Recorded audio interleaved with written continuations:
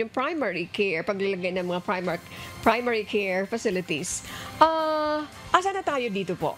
Kasama to sa agenda and then the marching Yes. order of the president. Asa na tayo dito? So, ang target namin is to build 600 primary care facilities. Ito yung iba na to dun sa dating primary care barangay health station. Ang kailangan natin, yung talagang health center na parang ambulatory care services. May x-ray, may ultrasound, may blood test, may urine test.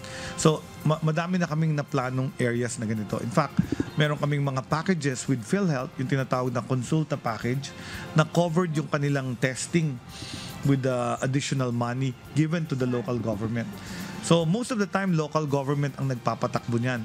Yung primary care kasi, because of the devolution law, yung local government code, primary care is now a responsibility of local chief executives, mga mayor at governor. Pero kailangan pa rin ng tulong ng national government, especially in LGUs na medyo kulang ang pera. Yung running at the hospital, marami na nagpa-renationalize ng hospital. Why? Ang mahal magpatakbo ng hospital. So if you're an LGU na konti lang ang funds, hindi mo mapapatakbo yung hospital, papatulong ka talaga sa national government. So, nagagawa ito through a law, i-renationalize nila.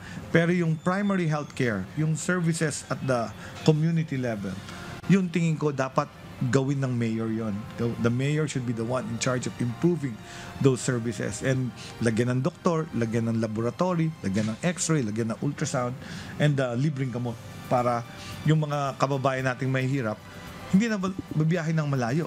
At saka hindi na makikipagsiksikan sa public hospital. Doon pa lang, 80 to 90% magagamot na. Ito yung sistema na gusto nating ipalaganap.